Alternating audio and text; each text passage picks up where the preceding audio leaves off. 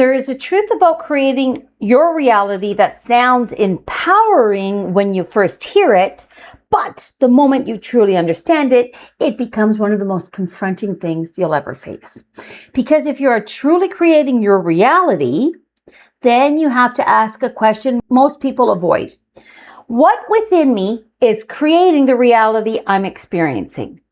Not just the things you want, not just the moments that feel good, but everything, the patterns, the experiences that keep repeating, the same frustrations, the same emotional cycle, the same situations that seem to follow you no matter where you go, right? You can move to a different country and you'll still find the same pattern showing up. Go into a new relationship and it's the same thing happening all over again, just a different face, right? Because this is the part that nobody wants to talk about. Creating your reality, it's not just about getting better at manifestation. No, not at all. And it's certainly not about repeating affirmations until life finally gives you what you want.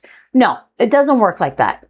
And it is not about pretending everything is positive while ignoring the deeper parts of yourself that are still operating beneath the surface. Like, you can't have an awakening and think it's all going to be hunky-dory and everything's, love and light, love and light. That is such a fake premises. That's in the spiritual community. And I totally disagree with that. Creating your reality is about awareness. It is about understanding that every belief you hold, every assumption you carry, and every identity you have accepted as who you are, right, is influencing the reality you experience. It's as simple as that. And this is where the conversation changes, because most people want to believe they are creators only when it feels empowering. But they resist it when it requires them to look honestly at themselves. Because if you are the creator, you cannot remain the victim. And that is the truth nobody wants to accept. It's so much easier just to fall in victimhood and stay there and play it safe. But we weren't meant to be victims, okay? For most of our lives, we are taught to see reality as something happens to us. So it's something external, something outside of our control. We are taught your circumstances determine your emotions. Your past determines your future.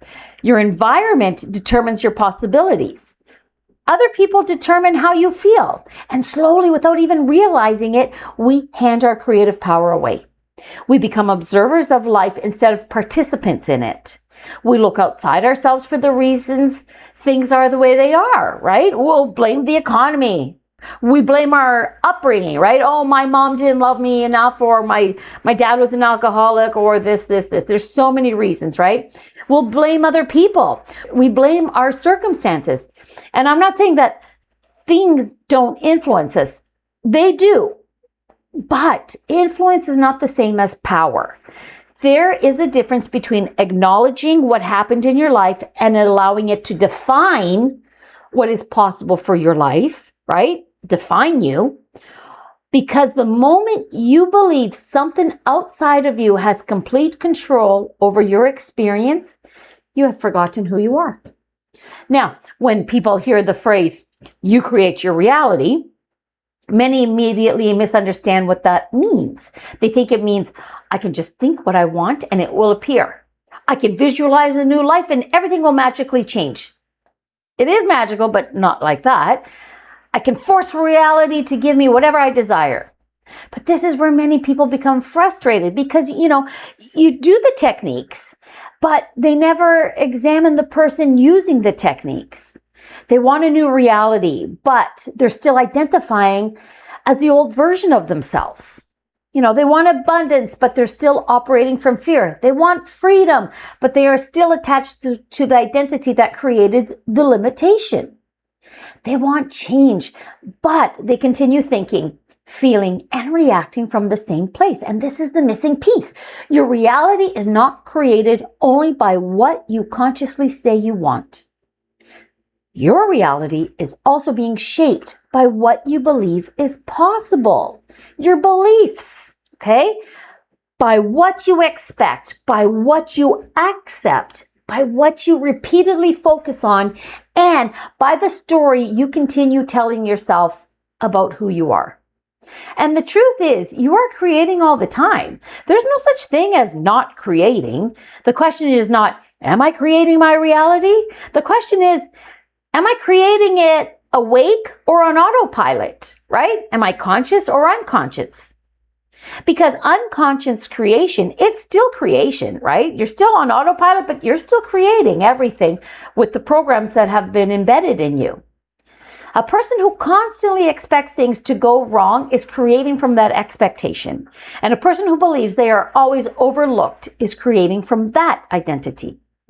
A person who believes life is a struggle is constantly reinforcing that experience, right? And the universe will show them that because they're just pulling in that energy to them. And it's not because they deserve it, not because they are being punished, but because consciousness creates through what it accepts as true. Your inner world becomes the lens through which you experience the outer world. This is where the mirror appears. And this is the stage that many people avoid because the mirror does something so uncomfortable. The mirror removes the illusion that everything is separate from you. It asks you to stop looking only at the reflection and start looking at the one creating the reflection. This doesn't mean blaming yourself or for everything that's happened, right? This is not about shame. This is not about saying, I caused every difficult moment in my life. That is not the point. The point is something far more empowering. And I really want you to recognize this because the point is recognizing, where do I have influence? Where am I participating? Where am I repeating something unconsciously? Where am I holding onto a version of myself that is no longer aligned with who I am becoming? Because the moment you can see the pattern no longer controls you in the same way. Awareness creates choice. This is why awakening can feel so confusing, because the first stage of awakening is often about seeing what is not working. Okay? You're going to begin questioning and you begin noticing patterns. You begin seeing the conditioning you were living through. And you realize you have been operating from programs you never consciously chose.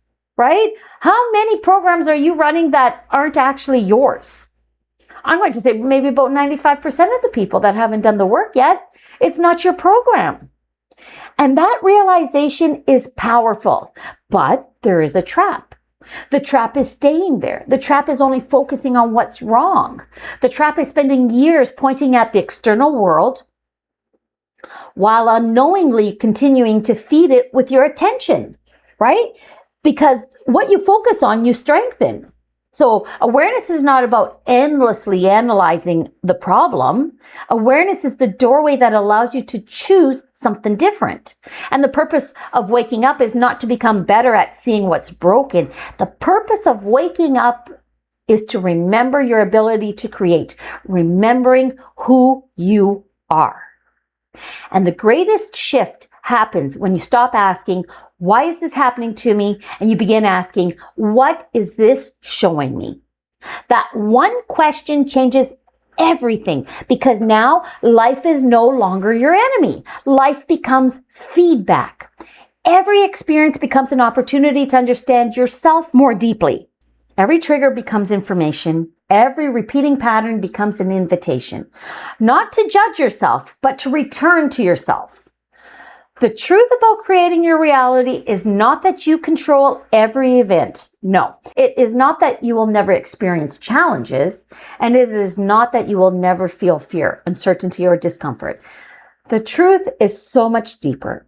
And the truth is that you have the ability to become conscious of energy, beliefs, and identity you bring into every experience.